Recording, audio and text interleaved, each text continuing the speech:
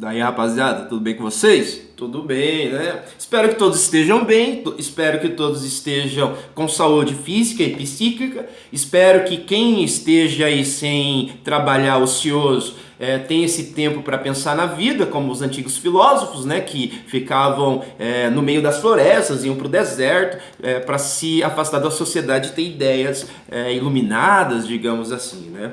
Não sei se a gente vai ter alguma ideia iluminada, né? Mas se a gente pensar, pelo menos alguma coisa sai do nosso raciocínio aí durante esse momento crítico, né? Estamos aqui de volta. Vocês fizeram uma prova há algum tempo atrás, essa prova ainda está chegando para mim, ela é dissertativa, então ela demora um pouco para sair a nota, né? Já demora normalmente, né? Mas prometo que dessa vez não vai demorar muito, né? Afinal, estou aqui basicamente só um dia na semana que eu dou aula, que é no caso aí para vocês. Pense, né, gente? Eu só converso para essa câmera, né? Olha só. O único contato com a civilização que eu tô tendo é gravar um vídeo para vocês aí, beleza? Então agora começa a aula de planejamento urbano ambiental, beleza? Pessoal, na última aula a gente teve então um resumo lá dos pensadores, ou melhor, críticos do planejamento urbano. Desses críticos, o Le Corbusier e o Howard, eles eram mais efetivos, né? Eles então agem lá na modernidade. O projeto da Cidade Jardim foi pouco implementado.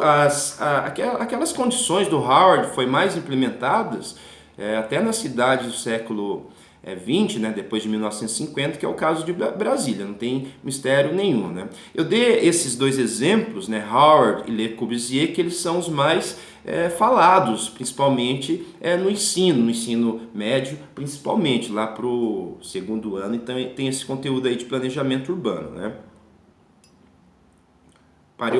Ontem eu tossi demais, gente, tô tossindo demais, né? Mas não é coronavírus, mas vamos voltar aqui. Então a gente ficou naquela parte dos pensadores. Mas anteriormente a esse resumo aí, eu tinha passado para vocês as condições da habitação social ou as condições da formação de um bairro popular. E eu já tinha entrado então no assunto da moradia planejada pelo Estado para as pessoas mais pobres, né? Para as pessoas que não têm uma renda per capita comparada dentro de uma cidade muito elevada. Então, quando a gente olha na periferia, a gente já vai ter essa população menos favorecida. Então, lá no assunto que era do SIC, eu tinha mostrado então a implementação do conjunto habitacional Nossa Senhora da Luz, ali, só relembrando, tá? Ali vocês viram que tinha casas naquele modelo, o estilo, né, foi chamado de estilo imigrante, então não é um estilo europeu, não é um estilo, por exemplo, que eu já tinha falado lá, alemão, é só um estilo do arquiteto que modelou uma casa e foi feita esse empreendimento ali no SIC, né? Então aquelas casinhas com as telhas não, um telhado bastante anguloso para dar uma altura então no sótão, né? É interessante notar então, naquele momento ali o Estado, além de produzir habitação, também já nos dava um princípio de identidade àquela região, aquele conjunto habitacional, que é uma grande crítica aos conjuntos habitacionais, uma parte do nosso tema hoje, que é a sua não identidade, né? São lugares insalubres do ponto de vista da infraestrutura e são lugares insalubres do ponto de vista da vida humana, digamos. As coisas mais simples, tá, gente? Eu vou mostrar aqui primeiro para eu não atropelar o assunto. Então vamos nos situar. Assustei vocês, hein? Vamos situar aqui, daí vai ficar melhor para mim e para vocês aí, né? Tem que me acostumar com essa câmera. Voltando. Pessoal, então lá vocês têm o slide 1. O slide 1 está escrito assim, ó. Planejamento urbano ambiental, a habitação social na cidade. A primeira coisa, claro, tem um desenho aí, vocês vão achar até meio humorístico, né? Ali a gente tem um modelo de casa de habitação social promovido pela Coapar, Companhia Habitacional do Paraná. Vou chegar no assunto da Coapar, tá? Mas o que eu quero frisar nesse primeiro slide é que nós temos então uma habitação totalmente artificial.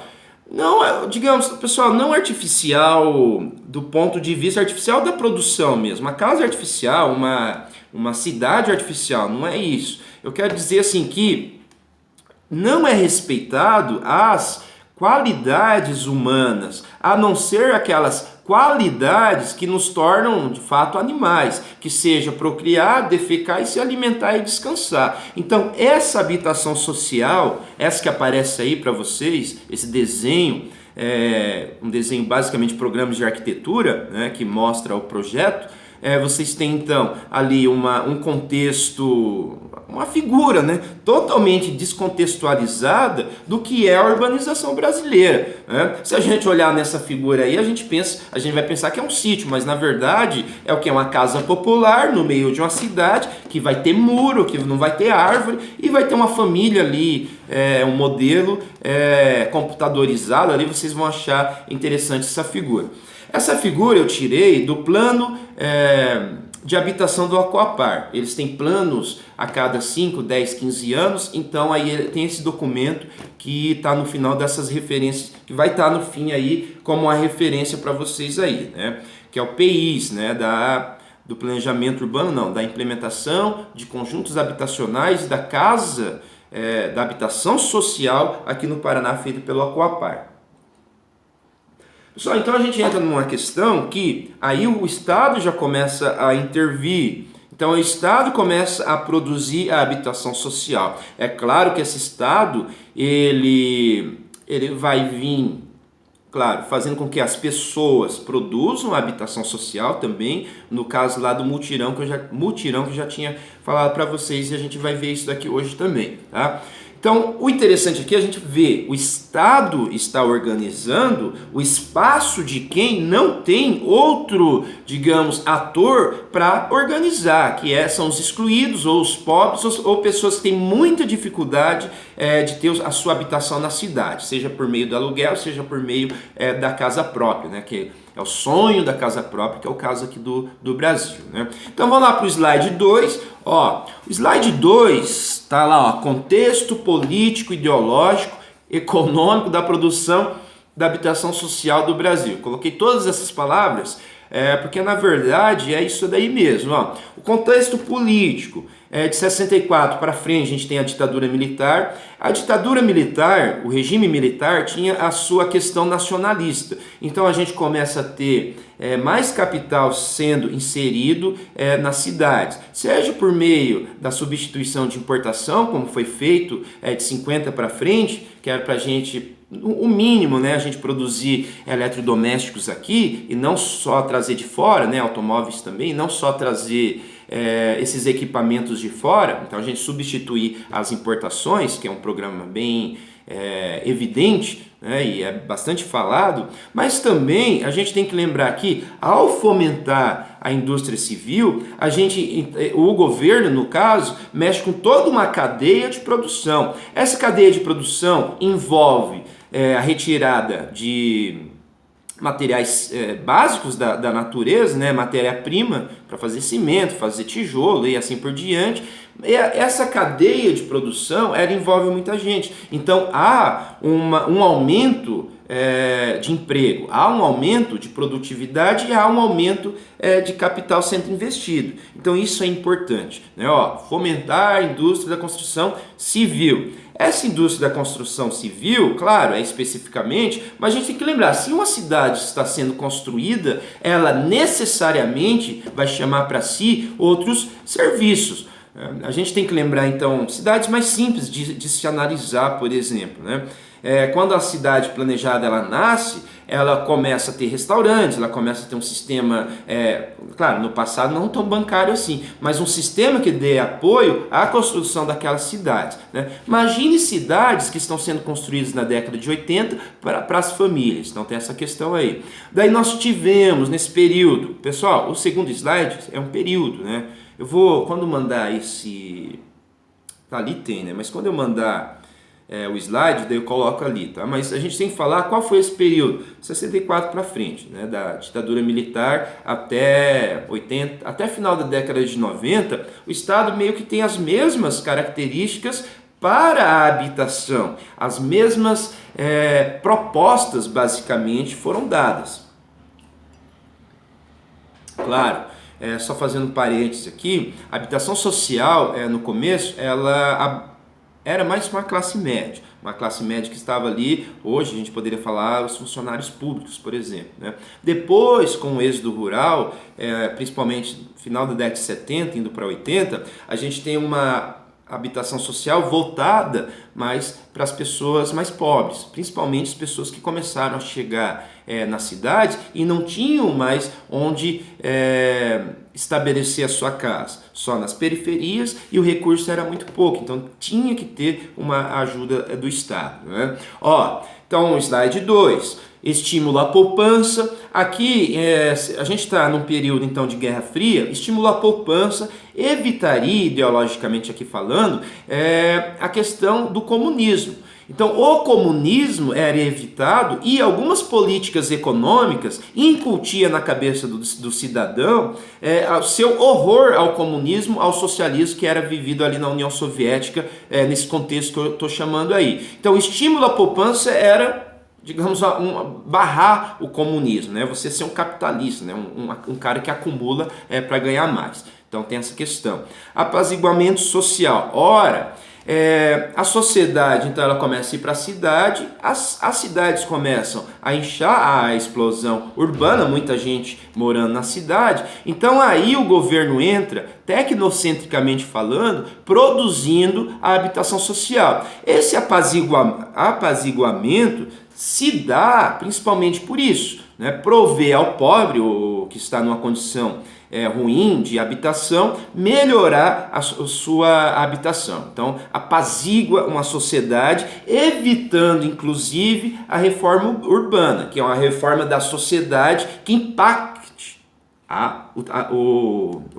claro, o uso da cidade. A gente tem reformas físicas, né? Rio de Janeiro, final do século, começo do século passado e assim por diante. Mas apaziguar a sociedade, né? Pessoal, na década de 70, 80, se a gente olha os estudos, principalmente estudos urbanos aqui no Brasil, a gente vai ter nesses artigos, né? Nessas teses e nessas coisas produzidas pela academia, e você olhando, você vê um pessimismo. Então, esse pessimismo, muitas vezes, era que as cidades estavam sendo deterioradas muito rapidamente, né? Deterioradas do ponto de vista social, violência urbana, tráfico de drogas, continua até aí hoje. Muitos problemas a gente não resolveu, mas num momento que é um grande êxodo rural, a gente tem um pico de crescimento populacional que tem que ser contido de alguma maneira que não produza um pior questionamento e não faça com que esse status quo seja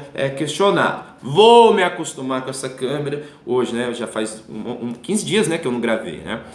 Voltando, apaziguamento social, já disse ali, contenção da ideologia comunista, também disse lá, é o primeiro slide, né?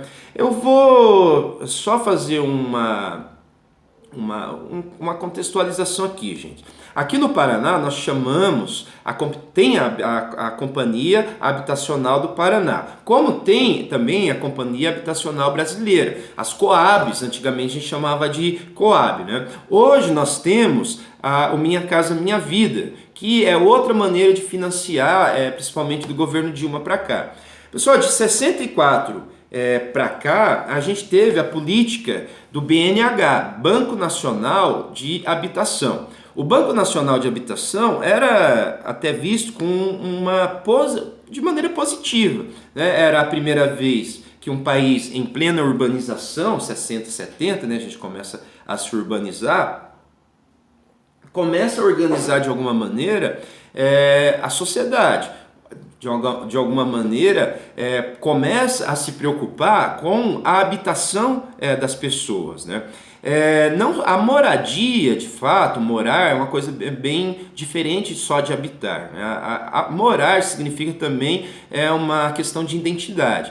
Aqui no nosso país, o morar foi substituído pela compra da casa própria, pela propriedade. Muitas vezes esse morar podia ser um aluguel, esse morar podia ser, no passado principalmente, né? Podia ser uma pessoa, um agregado que mora ali com você, então morar é uma coisa mais subjetiva e abarca várias coisas. Aqui nós estamos falando principalmente da questão da habitação social, que é a produção da habitação para o pobre, feita pelo Estado. Eu vou fazer uma contextualização hoje, gente, que esse assunto ele não vai acabar nessa aula, porque é bastante coisa sobre os conjuntos habitacionais. Vamos lá para o slide 3. Acorda que estamos vivos. Slide 3. Tem lá, tá? É uma citação, um slide bem rosa aí, né? De novo, dá até uma aflição de ler, mas deixa a gente mais atento. Tá lá. O desenvolvimento regular de uma política urbana concebida como uma política habitacional rumo à concepção mais complexa de política espacial. Pessoal, a política espacial, a gente tem as regiões metropolitanas, mas aqui a gente já tem, principalmente ali, ditadura para frente, a gente já tem uma preocupação com o espaço nas cidades e uma organização administrativa um pouco melhor. A burocracia, digamos, para lidar com essas coisas do espaço, para o planejamento é melhor, já que a gente passa por problemas urbanos graves nesse momento aí, né? Tá lá escrito assim, que baseia nas áreas metropolitanas, implicou mudanças fundamentais na natureza do regime político do Estado do Brasil, incluindo intervenção econômica mais volumosa, a centralização mais aguda de parte do Estado, dos limites à acumulação do capital. Esse slide aqui, que é a questão urbana, mostra um pouco o que se torna o Estado nesse momento de crescimento urbano. O Estado, ele não é mais aquele Estado do começo do século, que é um Estado preocupado com o estilo da cidade. Quando eu falo estilo aqui, gente, estou falando uma questão mais estética. O Estado, lá começo do século, né, aquelas reformas que ocorreram ali no Rio de Janeiro, é mais uma coisa da salubridade, mas se dá mais do ponto de vista estético, melhorar a cidade para viver. Nesse período, a gente tem que lembrar que já a questão estética é tirada, é deixada de lado, então aí, já que a gente chega atrasado a esse processo, aí o Estado começa a moldar a cidade com o objetivo de melhorar as grandes infraestruturas. Então, se você olha para o país 70 ali, a gente vai ter a construção de grandes viadutos, a gente vai ter a construção até de grandes conjuntos habitacionais para abrigar a classe mais pobre. A gente vai ter a construção de grandes rodovias, ou metrô, ou trem, que faz com que a cidade melhore a sua vida urbana, né? Lembrando, se a gente optou pela periferização da sociedade mais pobre, e essa sociedade mais pobre tem que trabalhar ainda nas áreas centrais, nada em comum que se dê uma melhoria, se melhore o aspecto do trânsito. Então há essas grandes reformas, esses grandes empreendimentos nesse estado que a gente está vendo aí no slide 3, beleza? Slide 4, vamos lá, slide 4. Vou me acalmar. Tá, eu vou beber água agora. Bom, quem que tá assistindo nos dias será essas aulas, hein? Amanhã é hoje, né, gente? Hoje esse vídeo vai sair quase ao vivo, né? Pessoal, eu tossi tanto ontem que eu não consegui gravar esse vídeo. Eu ia gravando e tossia, e daí desisti. Daí hoje eu acordei melhor, tomei até uns remédios aí, mas enfim. Então vou lá para o slide 4. Slide 4. Pessoal, as cidades então, aqui é só a contextualização que os conjuntos habitacionais, e aí no caso, a casa, a moradia, a habitação social, ela vem sendo, principalmente da década de 90 para cá, tendo um apoio melhor, principalmente do ponto de vista das leis. Então aqui nesse slide só gostaria que vocês vissem, né? Vi sim, tá certo. Que dê uma olhada aí, né? Tá lá escrito zonas especiais de interesse social. A propriedade urbana ela visa atender a sociedade. Então, a propriedade urbana ela pode ter mais impostos ou ter mais taxas, por exemplo, sobre ela, se ela não atende à sociedade, né? Então, essas zonas especiais de interesse social são lugares da cidade que podem ser reservados para se implementar um conjunto habitacional. Então tem esse contexto aí, né? Vocês leem aí, senão vai ficar muito cansativo, já que é um slide com bastante letras, palavras e frases, né? Digamos. Então vamos lá, slide 5.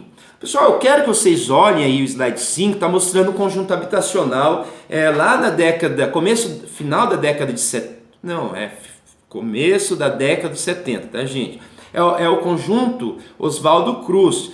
Pessoal, esse conjunto Oswaldo Cruz, eu fui lá no Google Maps e olhei lá. Parece agora, não estou lembrando muito bem, que é no SIC. Só que essa foto aí eu tirei lá do Programa Habitacional do Paraná, a Coapar, que é um documento enorme de 700 páginas que mostra esses conjuntos habitacionais. Daí eu fui lá com o Google Earth, fiz aquele zoom e cheguei lá, não eram essas casas, né? Mas eu deixei aí só para a gente entender o seguinte: às vezes o documento é feito e se perdem digamos, é tanta coisa naquele documento que algumas coisas estão erradas. Então, e dá para ver quem fez era uma pessoa bem crítica, mas fotos que eu procurei lá, eu notei que a casa não tem esse padrão construtivo, né, nesse Oswaldo Cruz. Mas o que eu quero mostrar aí para vocês? Vocês estão vendo que é um conjunto habitacional, já tem ali, parece, não sei se é asfalto aquilo, né? Pode ser um antipó. Mas aí a gente tem o surgimento de um bairro do nada. É isso que acontece até hoje. Porque as casas são feitas de uma vez e se inaugura de uma vez. Claro, se você observar alguns lugares aí do Paraná, isso está se modificando. Então vai fazendo, as pessoas vão morando. Mas eu gostaria de chamar a atenção aí, como que as pessoas nesse começo, final da década de 70, elas moravam aí, né? Tem a fiação, tem a rua, a gente vê tem bastante barro ali. Então são lugares insalubres, são lugares que os primeiros, né, os primeiros habitantes, digamos, eles têm muita dificuldade de morar aí, porque é insalubre, não tem árvore, não tem comércio, né? Até surgir um bar, um comércio, um mercadinho aí demora. Outra, normalmente o conjunto habitacional ele é implementado fora da trama urbana, num lugar que há uma menor valorização dos terrenos. Então o que a gente nota nesses 40 anos praticamente, 30 anos de Coapar, 35 anos de Coapar aí, é que esses conjuntos habitacionais foram colocados para fora, isso piora muito a vida das pessoas que chegam aí para morar, né? Só um contexto aí para vocês entenderem do que eu estou falando, né? Não há novidade para ninguém, né? A gente tem então ali casas iguais, hoje se pinta com uma cor diferente para dar uma individualidade diferente, né? Mas praticamente é o mesmo projeto de casa, né? 6, vamos lá para o slide 6. Eu estou mostrando coisas do passado e do presente. O slide 6 a gente tem ali um zoom. Eu não fiz o mapa zoom, mas aí é a Vila Zumbi lá em Colombo, que foi uma favela, né? Era mais antigamente. Foi uma favela desfavelizada, essa palavra é estranha, né? Mas urbanizada. Então ali eles fizeram esses conjuntos habitacionais, né? Que na verdade tem um segundo piso, né? É bem pequeno, aí na imagem talvez vocês não consigam ver, mas são casas pequenas. Essas casas então foram feitas para as pessoas permanecerem ali, né? A Vila Zumbi também um bairro empobrecido lá de Colombo. E interessante a Vila Zumbi, né, gente? A Vila Zumbi ela fica do lado de um de um condomínio fechado, um dos mais caros de se viver no Brasil, né? Grandes cidades têm esse condomínio ali, né? Padrão construtivo é tipo, você tem que ter 1 milhão lá para construir, padrão de casa, eles que ditam, né? E só uma informação, a Vila Zumbi, ela tinha mão de obra, né, empregadas domésticas, para atender então esse condomínio, né, de luxo praticamente, que fica do lado aí da Vila Zumbi, né? Se vocês der um zoom, vocês vão chegar lá. Aquele estilo americano, estadunidense. Casona, grama, mas no Brasil isso não funciona, né? Então aqui no Brasil tem os muros, né? Lá dentro não. Casona, grama e aquelas casonas padrão norte-americano, né?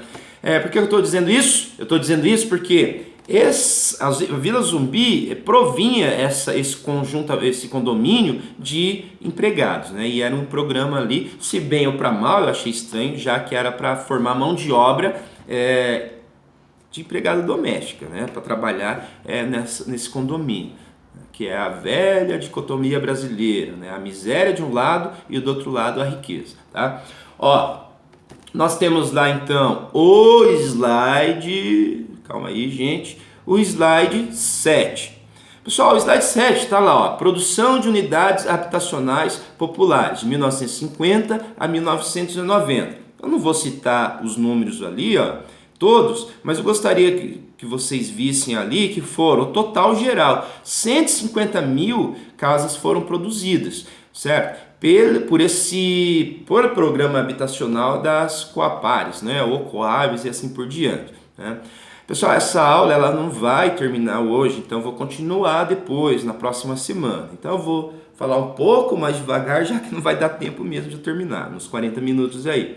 Pessoal, ó, então essa tabela é bem simples. A habitação social ela começa a ser produzida aqui no Paraná, que é o contexto do Paraná, tá?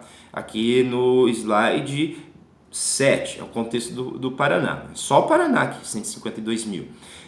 Principalmente, pessoal, no final da década de 80. No final da década de 80, nós tínhamos as pessoas resistindo ainda à modernização, né? No final da década de 80, fora aquele problema que ocorreu com a geada em 1975, o campo no Paraná já estava se esvaziando de fato, né? Esse campo no Paraná, as pessoas aí resistiram ainda um pouco ali, 85, 86, e foram no final da década de 80 indo mesmo para a cidade, né? Eu lembro nesse momento, né, ali, devia ser 88, ou, desculpe, 90, que os galpões de se armazenar café, lá do período cafeeiro, década de 60, vocês sabem que eu sou lá do norte do Paraná, as pessoas estavam morando dentro desses silos que guardavam o café, que era lá da década de 60. Então houve a precarização total da moradia no campo nesse momento aí. Eu lembro, eu era uma criança somente, né, devia ter uns 5 anos, que não tinha banheiro, as pessoas tinham a tal da fossa séptica, que eles chamavam de fossa, então era uma casinha lá que tem um buraco, se der fé que escuta-se aquele barulho lá embaixo, né? Tanto é que eu lembro até hoje da cena que não tinha banheiro e a mulher vizinha, né, vizinha meu lá, da minha família, a mulher dando banho com a caneca e estava muito frio. Olha como ficou na minha memória, já que eu morava numa condição melhor, eu lembro até hoje disso. Por que eu estou dizendo isso? Nesse momento as pessoas, ou melhor, o estado do Paraná começa a ter os seus programas habitacionais com mais efetivo, tanto na capital, que já começa ali na década de 70, quanto mais no interior. Então, para se entender a urbanização brasileira, os conjuntos habitacionais, ou a implementação dos conjuntos habitacionais, vocês devem ter tido um pouco sobre isso lá na geografia urbana, pode mostrar muito daquela realidade urbana. Então, aqui na década de 70, ali, ó, 152 mil no Paraná, conjuntos moradia popular, né, casas, né, unidades. Mas no final da década de 80, o interior começa também a ter esse padrão de urbanização.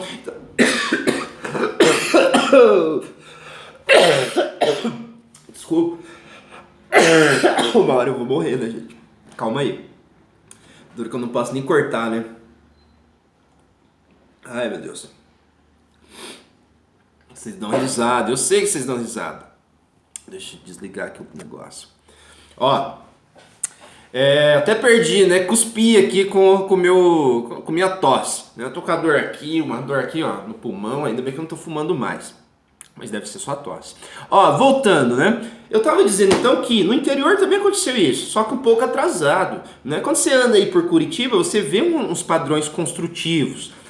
O chamado, aqui não vai aparecer porque não vai dar tempo, mas o chamado pombal. Vocês lembram, né? Vocês passam perto desses, pejorativamente, né? Esse nome aí, pombal, que são aqueles monte de predinhos pintados numa cor só.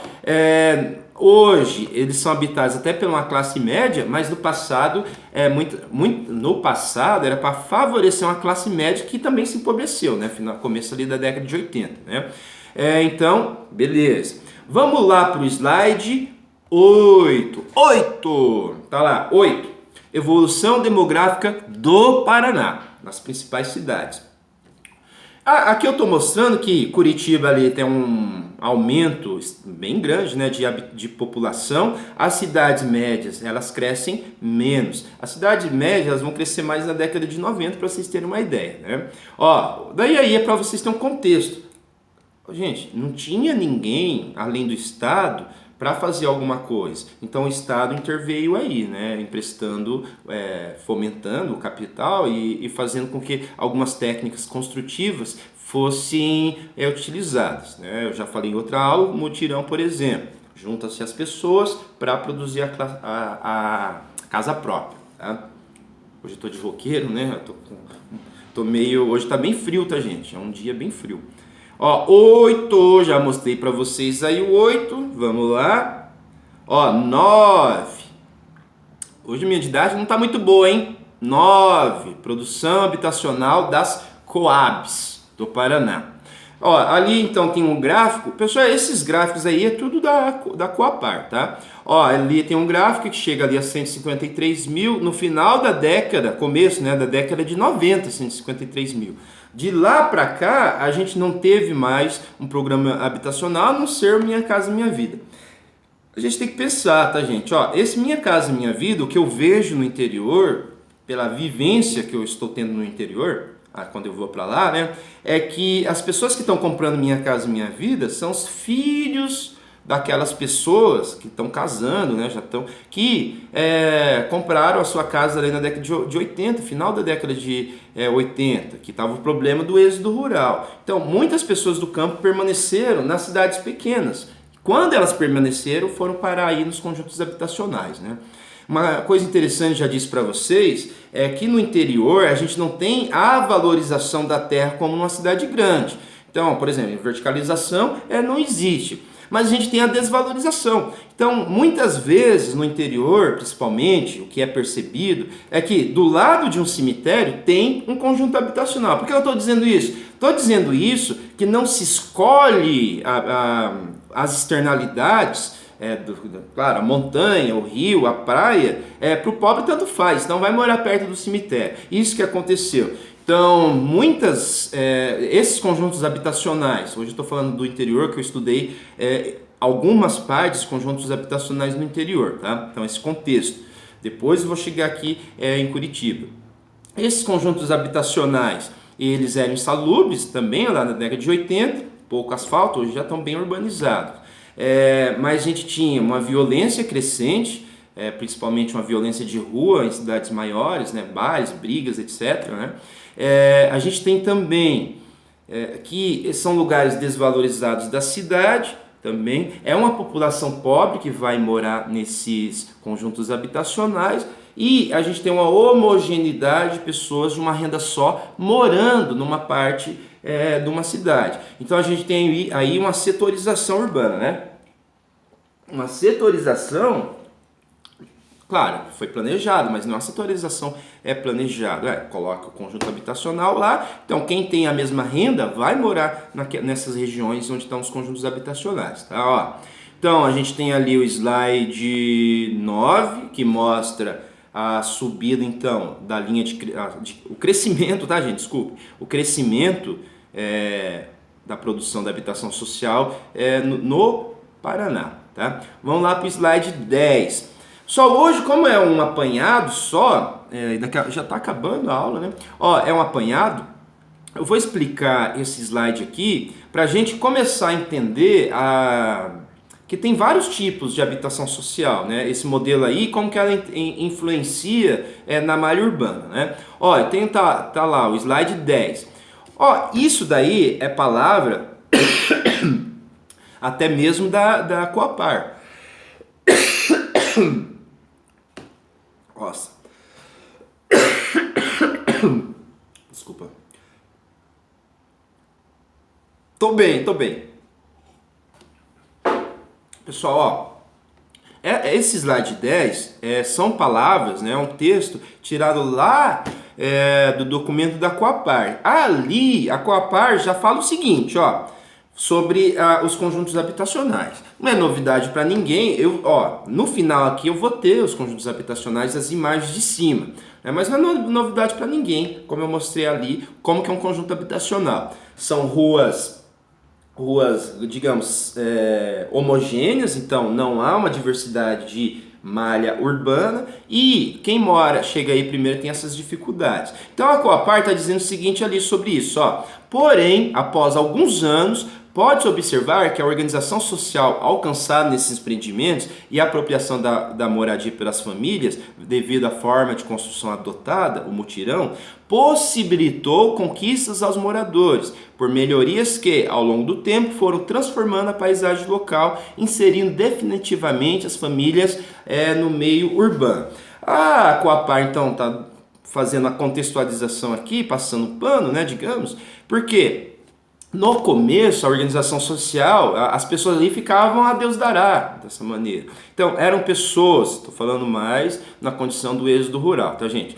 Eram pessoas empobrecidas, eram pessoas, muitas vezes, sem vivência na cidade. O que acontecia? Muitas vezes, essas partes, conjuntos habitacionais, começaram a ser invadidas por usos rurais. Então você poderia encontrar gente criando galinha, muitas vezes até criando porco, tendo uma pequena agricultura, que é o menos pior, né, no interior da cidade. Então, esse padrão construtivo, os conjuntos habitacionais, eles começaram a ser criticados e, de certa maneira também, a ter um pouco de preconceito sobre esses espaços aí, né?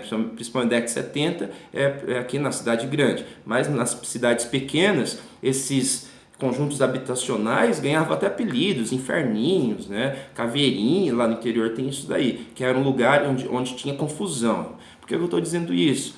O Estado intervém só quando a casa deve ser construída. Então demore-se para colocar uma escola, demore-se para colocar, por exemplo, uma via que liga o resto da cidade, faz com que essa cidade tenha uma melhor fluidez no trânsito, né? Até hoje é assim, gente. São José, que é o nosso exemplo, na próxima aula eu vou mostrar, já que a sala está acabando, é que é um deserto de gente, é um deserto de vegetação, então é muito insalubre o começo da vida ali. Daí aqui está mostrando, é claro, a organização social ela vai dar um jeito. Então, ao passar do tempo, vai se melhorando a realidade aí, tá? Ó, o 11, slide 11. Ó, então nós temos essa homogeneidade dos conjuntos habitacionais, né, essas casinhas uma atrás da outra, né, isso daí. Pessoal, nesse slide 11, para fechar essa aula, ó, tá lá, causas socioespaciais da monotonia. Bom, baixa diversidade social, causas sociais. Gente de um só tipo morando em uma parte do espaço. Isso vai nos dar uma diversidade social muito baixa e o bairro ele vai ter uma vida urbana deteriorada. Pessoal, é claro que temos ali no outro slide o que eu quero dizer, mas é o seguinte: há de ter pessoas diferentes no bairro para eles usarem o bairro de maneira diversa, em horários diversos. Né? Se todo mundo sai 6 da manhã e volta às 5 da tarde, o bairro começa a virar um bairro deserto, sem vida urbana ali. É o que acontece, tanto num bairro de classe média como num bairro de classe baixa, né? Como é o caso da maioria das Coabs. Ó, baixa diversidade social no slide 11. Baixo capital de produção da melhoria urbana, então as externalidades elas não conseguem ser produzidas por quem mora ali. a prefeitura pode produzir ou ter praças, mas a melhorar a habitação ali leva-se um tempo, né? As reformas ali, o que o cidadão tem que fazer leva-se um tempo. Então, se tem um material muito ruim que é utilizado, a telha, né? Aquela telha que era feita com material químico, né? Até não era radioativo, tá, gente? Aquela telha que eu não posso dizer aqui a marca, tá? Isso daí era modificado só muito depois, quando a coisa já não tinha mais conserto, né? Lá o slide 11. Baixa visibilidade social, são lugares que estão afastados, então esses lugares afastados, os problemas também ficam invisíveis, né? Há bairros invisíveis dentro de cidades, né? Às vezes até tiradas dos mapas, né? A invisibilidade social. Homogeneidade econômica, é o mesmo fato da diversidade lá em cima, mas uma homogeneidade econômica significa que não tem diversidade, comércio, sei lá, padarias, coisas desse tipo aí, tá? 12. Causas técnicas da monotonia. O professor tá meio mal hoje, né? Mas causas técnicas da monotonia. Ilhas quadradas na periferia das cidades, colocava-se o conjunto habitacional lá longe, até hoje é assim. Homogeneização da rua, sem hierarquia viária, materiais.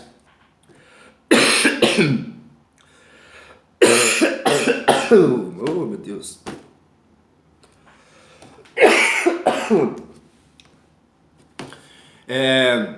Homogeneização da rua. Pessoal, ruas, elas têm que ter uma diversidade de uso, uma avenida, ruas vicinais, digamos, para fazer com que haja usos diferentes. Então, só um tipo de rua, só um tipo, digamos, de movimento ali dentro homogeneiza o bairro também, tá? Baixa densidade e externalidade, como eu já disse lá em cima, não tinha uma praça, não tinha uma quadra de esporte, não tinha esse tipo de coisa. E horário de trabalhos iguais também eu já disse lá em cima, né? Uma das questões que os bairros começam a ficar insalubres, né? Que é o caso de pouco movimento dentro do bairro. Por hoje eu vou fazer assim, essa aula ela tem então essas duas partes. Possivelmente vou dar uma melhorada na aula que vem, principalmente para chegar na parte dos conjuntos habitacionais, né? Mas eu quero que vocês entendam o seguinte: a habitação social ela é projetada por cima, o Estado projeta.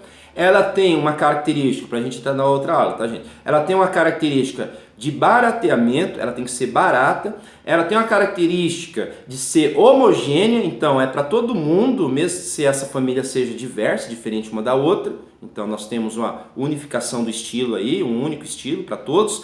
E os conjuntos habitacionais são colocados em terrenos baratos, porque o Estado, claro, as pessoas vão pagar aquilo ali, mas demora 30 anos. Então o Estado compra, né, adquire, vamos dizer assim, terrenos afastados da cidade, e são esses terrenos que normalmente são desvalorizados, né? Pessoal, por hoje, então, nós ficamos por aqui, né? Hoje à noite, estamos quase ao vivo, né? Mais tarde estaremos aí, tá? Hoje à noite, então, nós temos o nosso chat. Eu pensei que eu ia fazer uma live, e daí eu não sei fazer live, né? Não sabia como funciona, então estou gravando aí, tá? Então a gente se vê mais à noite, tá? Obrigado pela atenção, valeu, hein?